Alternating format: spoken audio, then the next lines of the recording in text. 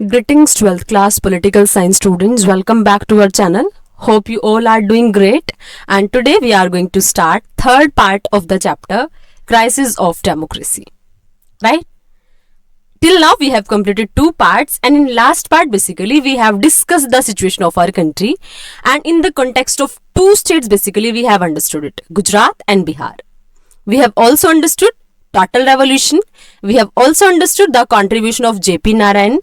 And what was the government, you can say government order, and what was the government thoughts regarding that particular process, because the Indira Gandhi was thinking that all of the strikes, all of the problems that are existing, this is just because of the anti-Congress sentiments. We have also understood that in Gujarat there were again elections for the Legislative Assembly and Congress was defeated there. Along with that, we have also understood that there was a strike of railway also, right? But we have also understood that there was that kind of influence, that kind of control of the government, that after 20 days strike, there was no any settlement and the strike was called off, right? So all these things we have understood. So today what we are going to study, conflict with judiciary. अब सिर्फ government के और states के regarding conflicts नहीं चल रहे हैं, right?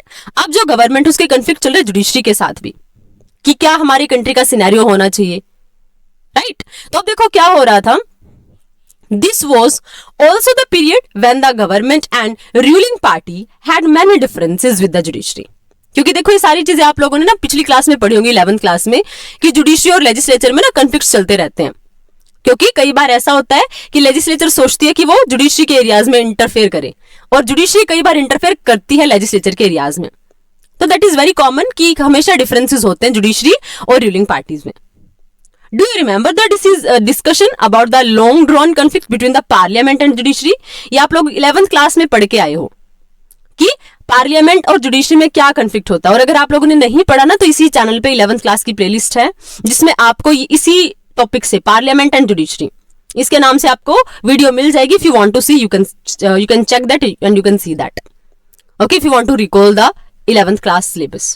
So you have studied this last year. आप लोगों ने बड़े अच्छे से, अगर आप लोगों ने स्टडी किया होगा तो आपको समझ आया होगा कि ना कई बार कन्फ्लिक्ट चलता रहता है पार्लियामेंट के बीच में और हमारी जुडिशरी के बीच में, क्योंकि दोनों के क्राइटेरिया में कई बार ऐसा होता है. जुडिशियल रिव्यू का कंसेप्ट आप लोगों ने स्टडी किया होगा कि जब जुडिशरी क्या करती है, कहीं ना प्रॉब्लम्स क्रिएट करने की कोशिश करती है.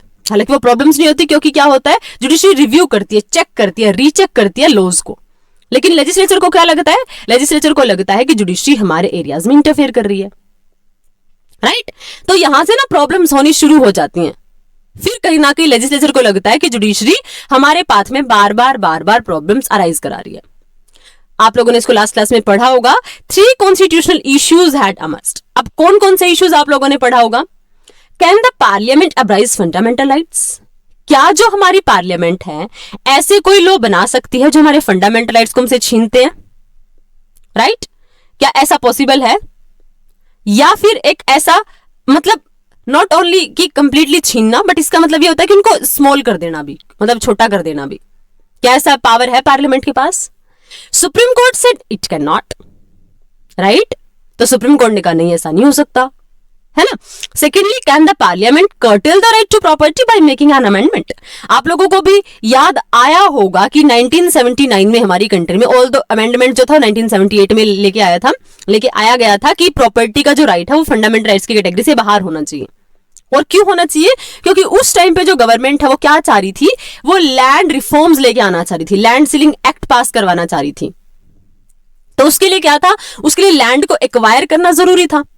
बट तब तक हमारी कंट्री में right to property that was a fundamental right, तो इसको नहीं छीना जा सकता था. इसीलिए अब सेकंड क्वेश्चन, पहला तो क्वेश्चन ये था कि क्या हमारी पार्लियामेंट हमारे फंडामेंटल राइट्स को श्रिंक कर सकती है, छोटा कर सकती है? दूसरा ये था कि क्या हमारी पार्लियामेंट कोई ऐसा लॉ बना सकती है, ऐसा अमेंडमेंट कर सकती है जिससे हमारा जो राइट टू प्रॉपर्टी वो स्नैच कर ले, एक टाइप से ले उस राइट को. क्योंकि अगर गवर्नमेंट डेवलपमेंट स्कीम्स लेके आएगी, डेवलपमेंट प्रोजेक्ट्स लेके आएगी, तो it is very much required कि अगर आप जो कहीं ना कहीं जो बॉटम पे ना सोसाइटी के, अगर उनका डेवलपमेंट करना चाह रहे हो तो लैंड के रिगार्डिंग कुछ ना कुछ रिफॉर्म्स करने पड़ेंगे. और लैंड प्रॉपर्टी में काउंट होती है, लेकिन property, right to property was a fundamental right till that time. तो क्या फिर गवर्नमेंट के पास, पार्लियामेंट के पास ऐसा कोई राइट होता है कि वो राइट टू प्रॉपर्टी को कहीं ना कहीं थोड़ा श्रिंक कर दे? तो फिर दोबारा से, क्योंकि देखो यहाँ पे क्या हो रहा है, बार बार जुडिशरी जो है ना वो गवर्नमेंट के डिसीजंस को, पार्लियामेंट के डिसीजंस को कहीं ना कहीं नो बोल रही है बार बार कि फंडामेंटल राइट्स को श्रिंक कर सकती है, तो सुप्रीम कोर्ट ने कहा नो। फिर सेकंड क्वेश्चन ये अराइज हुआ कि क्या राइट टू प्रॉपर्टी को अमेंडमेंट के थ्रू गवर्नमेंट कुछ चेंज कर सकती है? तो यहां पर भी हमारी जुडिशरी ने क्या बोला, again the court said the parliament can not amend the constitution in such a manner that rights are curtailed. दोबारा से फिर सुप्रीम कोर्ट ने क्या बोल दिया कि नहीं, ऐसा नहीं हो सकता, क्योंकि हमारी जो लेजिस्लेचर है, पार्लियामेंट है, वो इस फॉर्म में अमेंडमेंट कर ही नहीं सकती कि वो फंडामेंटल राइट्स को कर्टेन कर ले। राइट। थर्ड क्या इशू था, the parliament amended the constitution saying that it can abridge fundamental right for giving effect to directive principles. अब आप लोगों ने ना 11th क्लास में डायरेक्टिव प्रिंसिपल्स और फंडामेंटल राइट्स के बारे में बड़े अच्छे से स्टडी किया होगा, और आप लोगों को पता होगा कि डायरेक्टिव प्रिंसिपल्स जो होते हैं they are not enforceable. Right, आप उनको लेके कोर्ट में नहीं जा सकते। मान लिया डायरेक्टिव प्रिंसिपल्स, हालांकि देखो directive principles of state policy, ये कौन से प्रिंसिपल्स होते हैं जो बार बार गवर्नमेंट को डायरेक्ट कर रहे हैं कि आपको पॉलिसीज बनाते टाइम ना ये चीजें आपको दिमाग में रखनी है। तो ऐसी पॉलिसीज होती हैं। राइट, लेकिन उनके साथ प्रॉब्लम क्या है, उनके साथ प्रॉब्लम ये है कि वो लीगली इन्फोर्सेबल नहीं है। अगर वो लीगली इन्फोर्सेबल नहीं है तो फिर आप फंडामेंटल राइट्स के ऊपर उनको इंपॉर्टेंस दे ही नहीं सकते हो। लेकिन फिर भी हमने क्या बोला कि जब जब गवर्नमेंट कोई नया लॉ बनाती है तो बार बार गवर्नमेंट को डायरेक्ट करते हैं।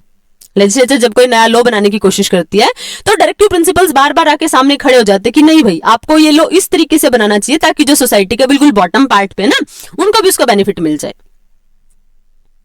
तो ऐसे में क्या होगा कि जब आप किसी एक पर्टिकुलर डिप्रेस्ड ग्रुप को, सप्रेस्ड ग्रुप को कुछ राइट्स प्रोवाइड करवाना चाहते हो तो डेफिनेटली कहीं ना कहीं ये अफेक्ट करेगा फंडामेंटल राइट्स को, बाकी कॉमन पीपल के। तो यहां पे थर्ड क्वेश्चन यही अराइज हुआ। देखो, अगर मान लिया गवर्नमेंट सारी की सभी के लिए ना हम एक जैसी सिविल कोड इंप्लीमेंट कर दें, लेकिन उसके लिए क्या है, क्योंकि हमारे कॉन्स्टिट्यूशन में क्या भी लिखा है, ये भी है कि जो ऐसे पीपल हैं जो खुद का डेवलपमेंट नहीं कर सकते, स्टेट को इंटरफेयर करना पड़ेगा, तो रिजर्वेशन का कंसेप्ट आएगा। समझ आया? तो मतलब, लेकिन फिर भी अगर गवर्नमेंट लॉ बना रही है, लेजिस्लेचर अगर लॉ बना रही है तो वहां पे क्या होगा, उनको वो चीजें दिमाग में रखनी पड़ेंगी।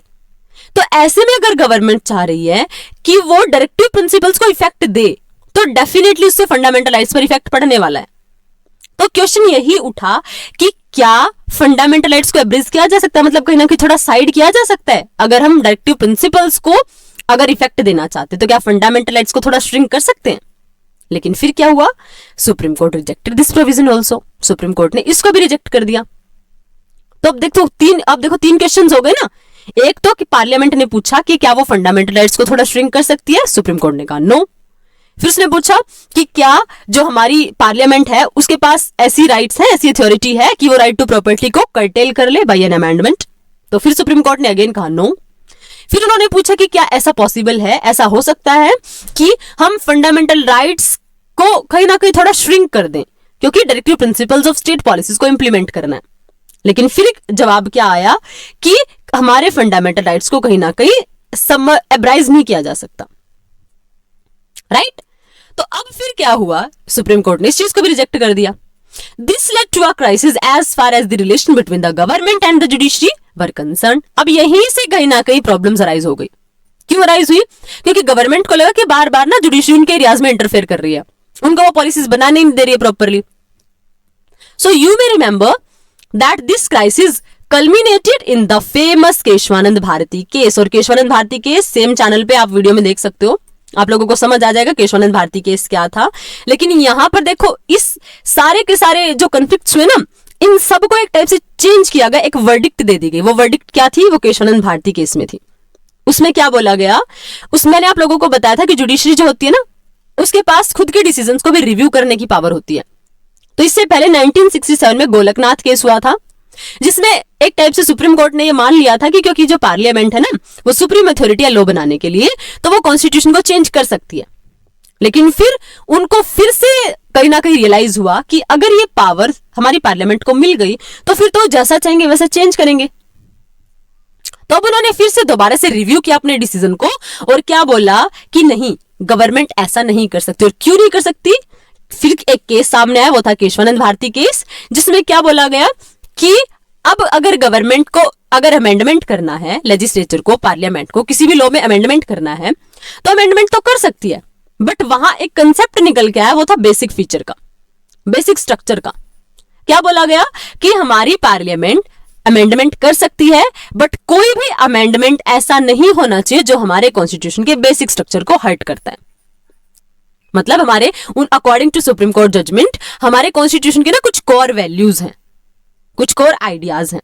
तो ऐसे में हमारे पार्लियामेंट के पास वो पावर नहीं है, क्या पावर नहीं है कि वो क्या करे, उसको सबवर्ट कर दे, मतलब एक टाइप से उसको साइड में रखे और फिर क्या कर दे, फिर अमेंडमेंट कर दे। That's not possible.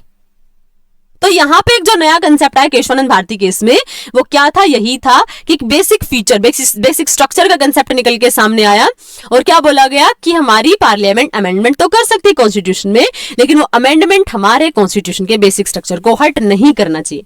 लेकिन प्रॉब्लम ये है, आज तक भी वो बेसिक स्ट्रक्चर डिफाइन नहीं है। हमारी जुडिशरी अगर किसी भी लॉ को बोलती है ना कि इनवैलिड है, ये अनकॉन्स्टिट्यूशनल है, तो क्यों?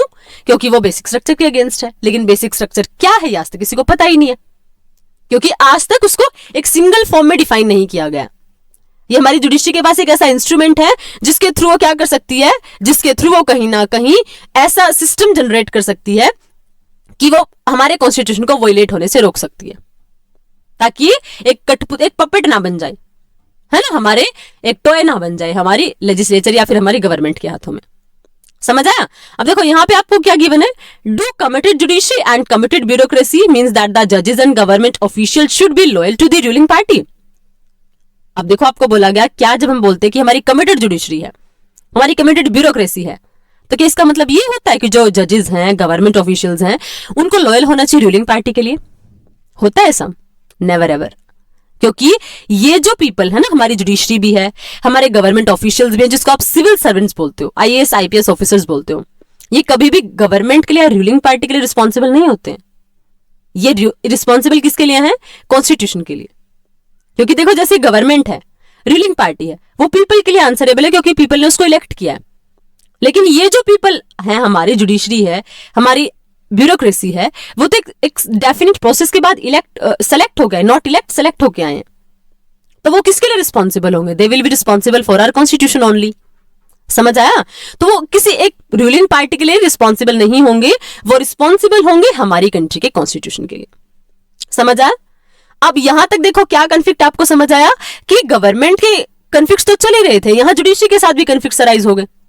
अब जुडिशरी ने कहीं ना कहीं क्या दिखाया कि क्योंकि वो कॉन्स्टिट्यूशन की गार्जियन है, तो यहां पे एक केशवानंद भारती केस के नाम से केस आया, जिसमें क्या बोला गया कि हमारी जो लेजिस्लेचर है, पार्लियामेंट है, वो चेंज तो कर सकते हैं कॉन्स्टिट्यूशन में, लेकिन वो चेंज हमारे कॉन्स्टिट्यूशन के बेसिक स्ट्रक्चर, बेसिक फीचर को हर्ट नहीं करेंगे।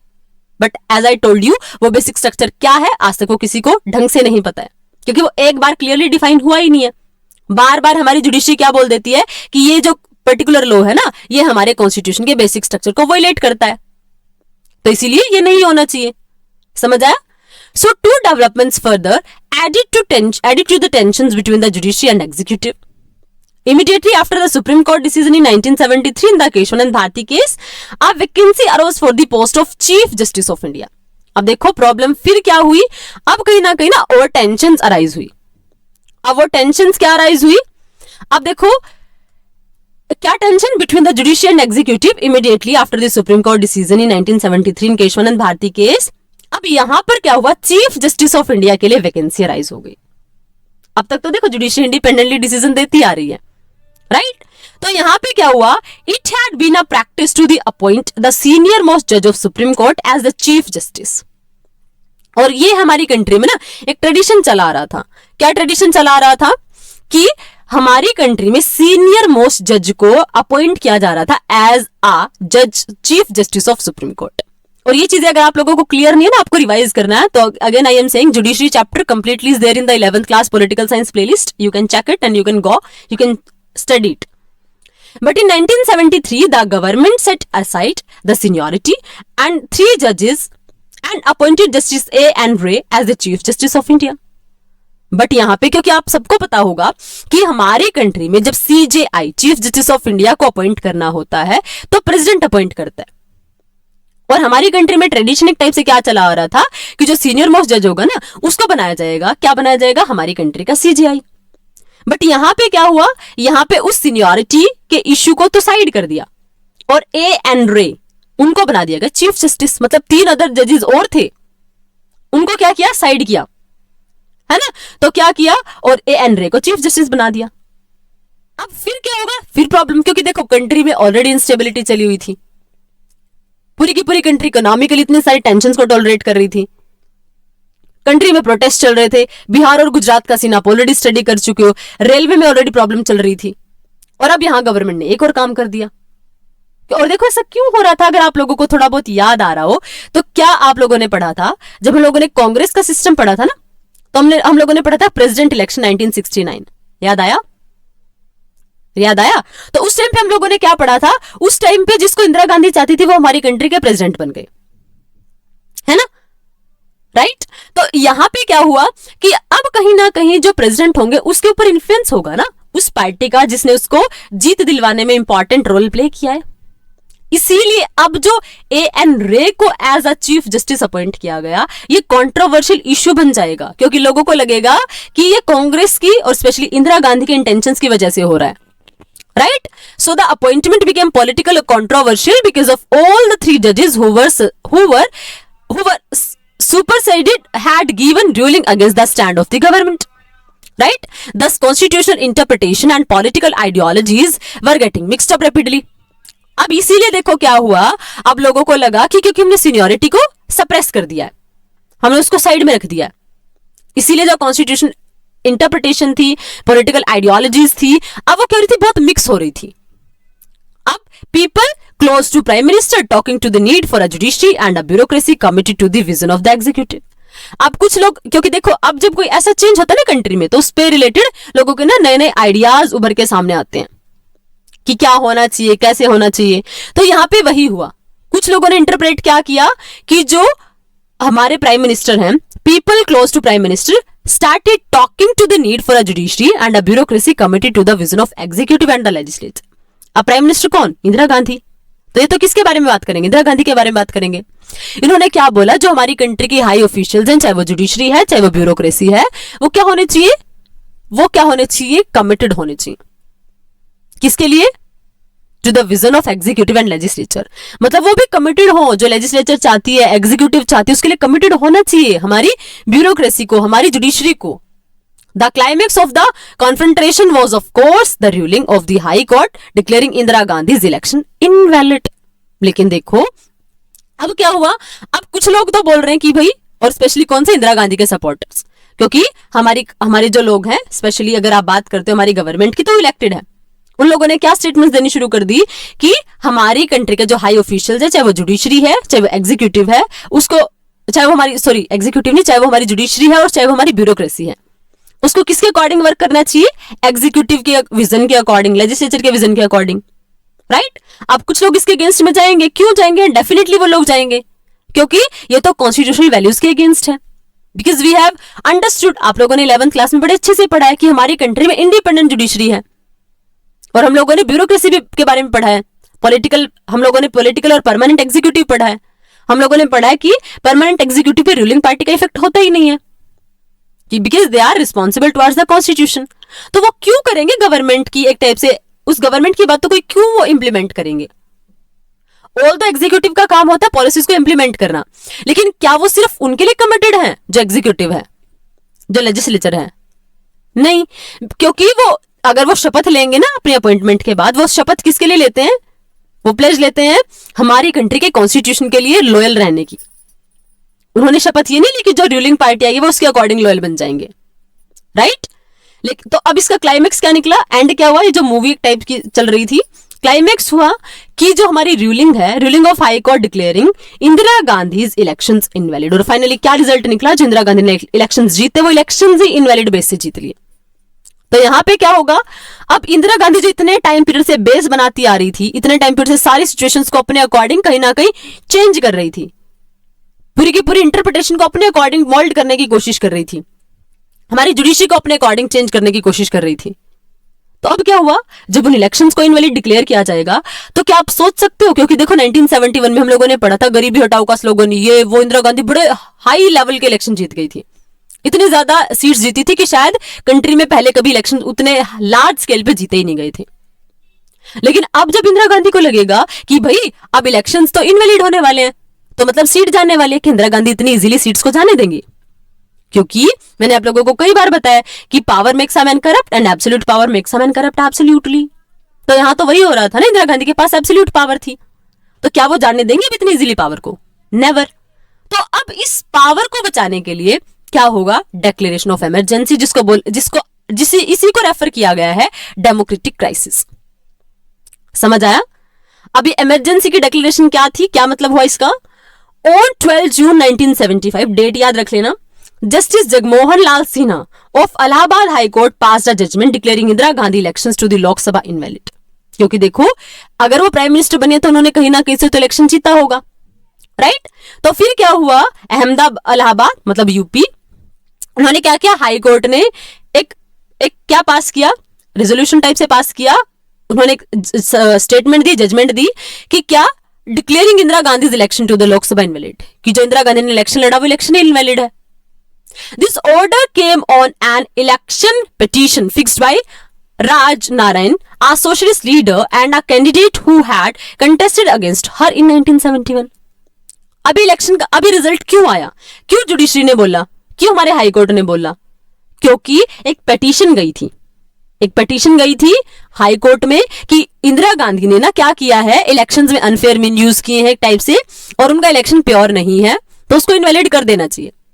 और ये पिटीशन डाली किसने थी? उस पर्सन ने जो इंदिरा गांधी के अगेंस्ट इलेक्शन लड़ रहे थे। वो कौन थे? राज नारायण। क्योंकि जिस सीट से इंदिरा गांधी इलेक्शन लड़ रही थी वहां से उनके अगेंस्ट में तो कोई और भी लड़ेगा ना, सोशलिस्ट लीडर थे ये, राइट? तो अब the petition challenge the election of Indira Gandhi on the ground that she has used the services of government servants in her election campaign. और देखो क्यों, क्योंकि देखो हमारी कंट्री में सिस्टम ये होता है कि जब इलेक्शंस होते हैं तो उस टाइम पे सारे के सारे गवर्नमेंट ऑफिशियल्स होते हैं ना, वो हमारे मेंबर बन जाते हैं इलेक्शन कमीशन के, राइट? लेकिन यहां पे क्या हुआ, जो इलेक्शन का रिजल्ट निकला, जो हाई कोर्ट की जजमेंट आई, उसमें क्या फाइंड आउट हुआ?